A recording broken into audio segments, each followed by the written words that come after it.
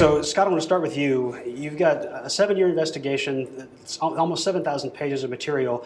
How do you take that and condense it down to a 2-hour film and decide kind of what stays in and what falls by the wayside?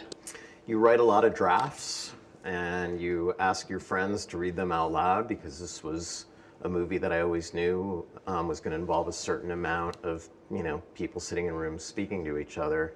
But I needed it to function as a political thriller. And so it was just listening to it over and over again and making sure that it made sense, but also keeping the momentum going so that it works as a thriller.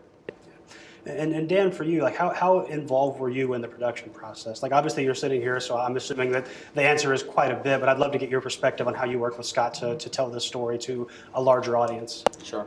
Well, when the executive summary was released in December of 2014, my job was to talk to academics and talk to journalists and talk to people in the creative community about the declassified report. And Scott was one of the people who called, and he kept calling and asked really detailed questions, and we established a friendship, and I knew he was doing a script on this and helped him on the factual basis of the actual details in the report as much as I could. One thing I really noticed in the film that feels very kind of prescient is the name Edward Snowden gets thrown around a lot. And the film is coming out at a time when he's just released a book and he's doing all this press, and it's like, oh, I keep hearing about this guy. So I would love to kind of get opinions from the two of you, like how you feel personally about Edward Snowden and the things that he did, and how that compares to what you did. Well, I'll take that first thing, how I wrote those scenes. So I take responsibility for that. We have to sort of build a whole new taxonomy of what a whistleblower is and what a truth teller is. And the reason that I put those scenes in there is what Dan did is very different. Dan's job was to go and find out the truth about this program.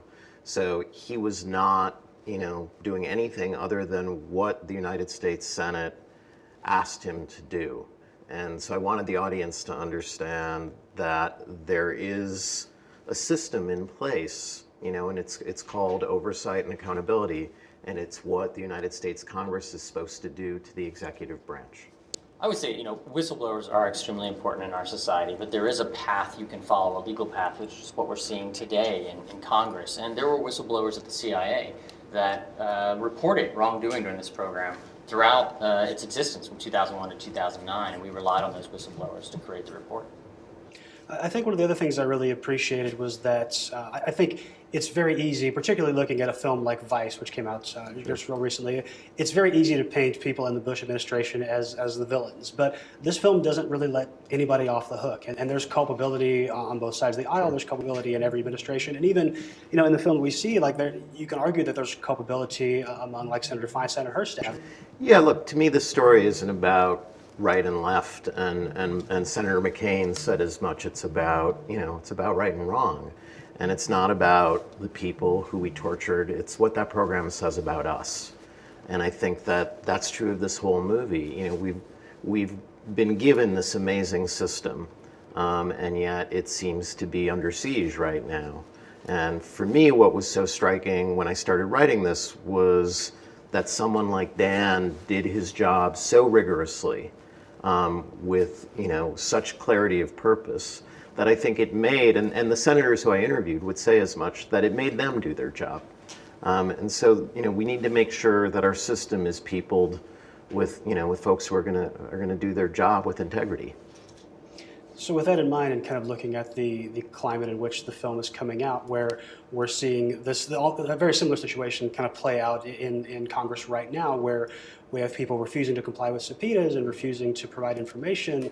It's almost like you couldn't have asked for a better time for this film to be released and to remind people kind of like how this process is supposed to function. Yeah, I care more about my country than I do about my movie. So I'm not happy about what's going on right now.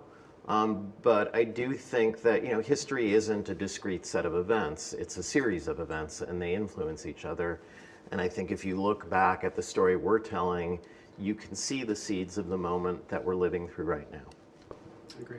Well, listen, thank you both so much, and especially for you, thank you for all the work you did to bring this stuff to light, and Scott, for you to make sure that as many people as possible can learn about this event. I think it's hugely important. Thanks. Thank you so much.